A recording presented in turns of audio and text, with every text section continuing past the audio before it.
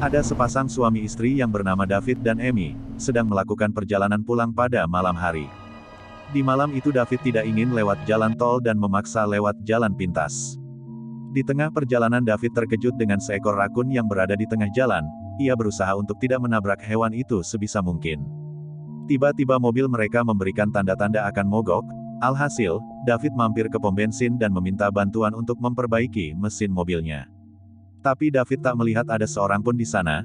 Tiba-tiba mereka dikejutkan dengan kehadiran seorang pria dan bertanya. David menjelaskan bahwa ia ingin menuju ke sebuah kota bernama Downey. Tapi mesin mobilnya mulai rusak dan harus diperbaiki. Mendengar hal itu, pria yang menjaga tempat itu berkata, bahwa jalan menuju Downey sudah terlewat dan harus putar balik, jaraknya sendiri kurang lebih sekitar 48 km dari tempat ini. Pria itu menawarkan untuk memeriksa mesin mobil David agar ia bisa sampai di tujuan. Setelah selesai diperiksa, mesin mobil David pun tidak bersuara lagi dan berfungsi seperti biasa. Dengan jasa dan bantuan dari pria itu, David membayarnya dengan $20 sebagai ucapan terima kasihnya. David dan Amy kembali melanjutkan perjalanannya. Tapi anehnya, mobil David mogok secara tiba-tiba. Mau nggak mau mereka harus menepi dan meninggalkan mobilnya dengan berjalan kaki ke pom bensin sebelumnya. Tapi ternyata pom bensin itu sudah tutup. Amy yang merasa tidak nyaman berada di sana, menyarankan David untuk kembali ke mobil dan tidur di dalam mobil sampai pagi hari. Namun David tetap bersikeras untuk mencari pria penjaga pom tadi.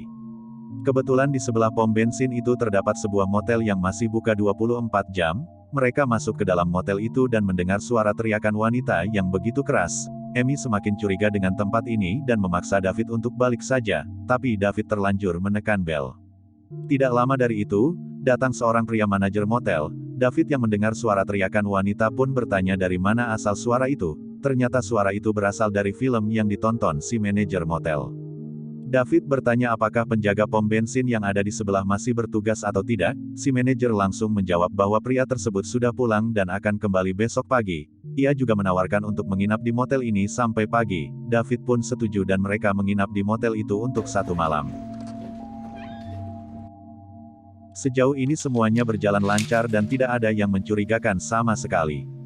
Kamar hotel yang akan ditempati oleh David terlihat sangat luas, namun kamar hotel ini terlihat sudah tua dan minim perawatan. Mau tidak mau, David dan Amy harus menginap di kamarnya sampai esok pagi.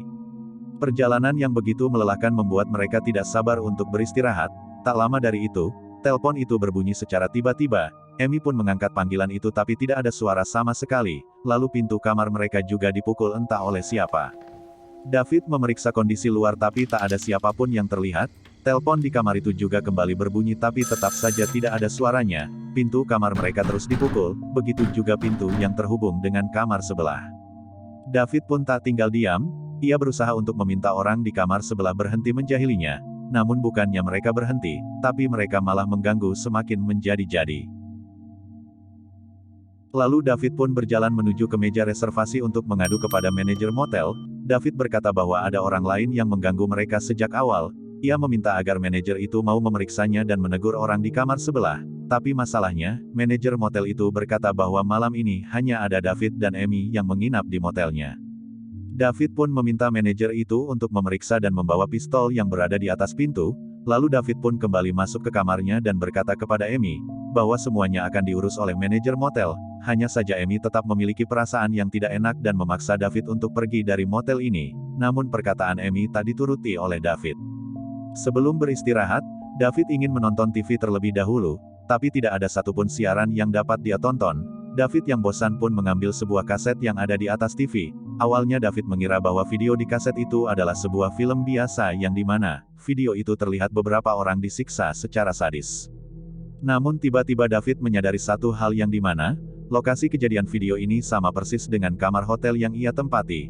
Mulai dari gorden, meja TV, lampu, dan semua interior yang ada di video itu sama persis dengan yang ada di motel ini.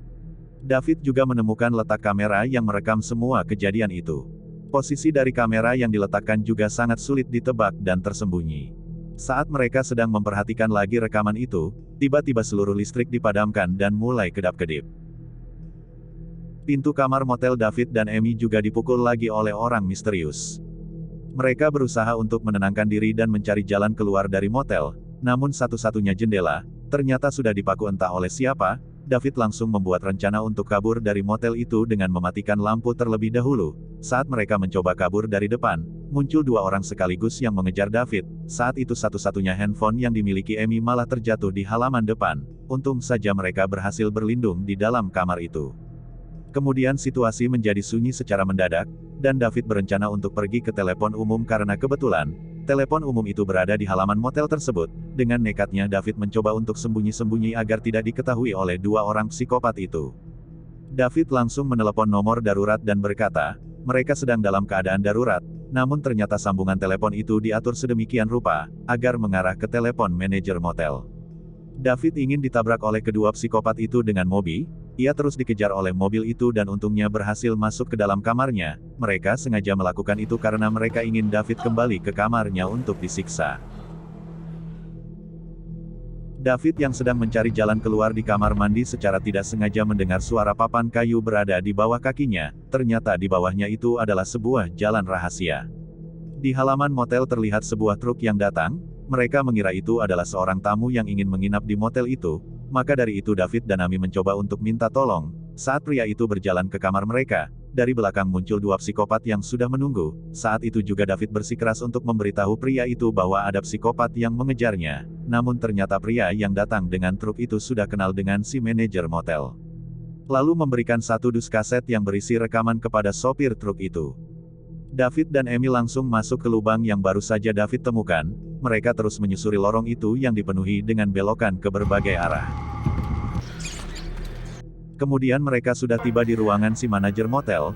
Terlihat jelas di ruangan itu banyak sekali monitor dari kamera tersembunyi di berbagai kamar. Mereka berencana untuk mencari sesuatu yang mereka bisa gunakan. Amy menemukan sebuah telepon yang tersambung dengan jaringan umum. Ia langsung menelepon 911, tak sempat memberitahu di mana posisinya saat ini. Ia dikejutkan dengan kehadiran si manajer motel yang datang secara tiba-tiba. Sambungan telepon yang masih terhubung itu membuat manajer motel itu sadar bahwa David dan Amy sempat berada di ruangannya.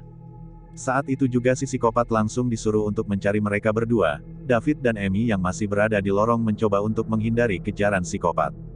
Dan terus mencari dan tidak menemukan David yang kabur bersama Amy. Di samping itu, David dan Amy menemukan sebuah ruangan dan menutup celah yang masuk. Beberapa saat kemudian, mobil polisi yang menghampiri motel tersebut. David tidak percaya dengan kehadiran polisi di motel itu. Namun Amy berkata bisa saja pihak polisi melacak alamat dari sambungan telepon yang terhubung sebelumnya. Sang polisi meminta izin untuk melihat-lihat seluruh ruangan yang ada di motel itu. Ia juga sengaja dibiarkan masuk ke salah satu kamar. David dan Amy dikejutkan dengan psikopat yang mencoba masuk ke gudang tersebut. Polisi itu juga sengaja dibiarkan untuk menonton rekaman sadis yang sudah terjadi. Namun hebatnya, polisi itu sadar bahwa semua kejadian yang terjadi memang berasal dari tempat ini. Saat itu juga ia pun mengeluarkan pistol sambil mencari si manajer motel yang sudah kabur. Sedangkan David dan Amy yang berada di gudang, langsung menyusul polisi tersebut dan berteriak bahwa mereka merupakan korban, dan polisi itu langsung mengajak mereka masuk ke dalam mobil. Mereka bertiga mencoba kabur dari tempat itu tapi sialnya, sambungan mesin mobil sudah diputus oleh si manajer motel. Tak ada waktu lama, si polisi bergegas mengecek dan memperbaiki mesin mobil sebisa mungkin. Namun sialnya, ia langsung disekap oleh salah satu psikopat itu dan dibunuh saat itu juga. Mereka juga dikejar oleh kedua psikopat itu lagi. David yang berada dalam keadaan panik langsung memecahkan jendela kamar mandi. Ia juga menemukan tempat bersembunyi di atas plafon dan dari temuannya itu David memiliki rencana untuk kabur. Ia sengaja merobek sedikit pakaian Amy untuk mengecoh mereka agar disangka kalau Amy sudah kabur dari motel. Padahal sebenarnya, David meminta Amy untuk sembunyi di atas plafon. Sedangkan David membuka pintu, ia langsung ditusuk oleh psikopat yang sudah menunggu. Amy hanya bisa melihat dari atas plafon sambil menahan suara tangisannya. David yang perutnya sudah terluka hanya bisa merangkak. Si manajer mencari kemana Amy pergi. Ia masuk ke kamar mandi dan melihat robekan baju Amy, dan menyuruh kedua psikopatnya untuk mencari keluar. Dengan berhasilnya rencana David yang membuat Amy seakan-akan sudah pergi meninggalkan motel, Amy berhasil bertahan. Sampai pagi hari tiba, Amy langsung turun dari plafon itu sambil menghampiri David. Tanpa disadari psikopat ternyata sudah menunggu dan berada di belakang Amy. Amy langsung berlari ke halaman motel dan melihat mobil psikopat yang terparkir, namun psikopat yang mengejarnya langsung melompat ke atas mobil dan memecahkan kaca di atasnya. Seketika itu juga Amy langsung tancap gas dan menabrakkan mobil itu ke bangunan motel, dan suatu kebetulan, psikopat satunya ada di depan Amy. Alhasil ia tertabrak sangat keras dan kedua psikopat itu tak sadarkan diri. Dan yang mengejutkan adalah, salah satu psikopat itu adalah seorang pria yang membantu David saat memeriksa mesin mobilnya di malam kemarin. Dan si manajer motel adalah dalang dari semua ini. Amy bersembunyi di dalam ruangan si manajer, dan mencoba mengambil senjata api yang berada di atas pintu. Sialnya, si manajer ada di belakangnya dan langsung mencekik leher Amy dengan kabel telepon. Amy memberi perlawanan berkali-kali sampai akhirnya, si manajer melempar Amy ke arah senjata itu terjatuh. Amy pun langsung menembakkan senjatanya ke arah si manajer sebanyak 3 kali.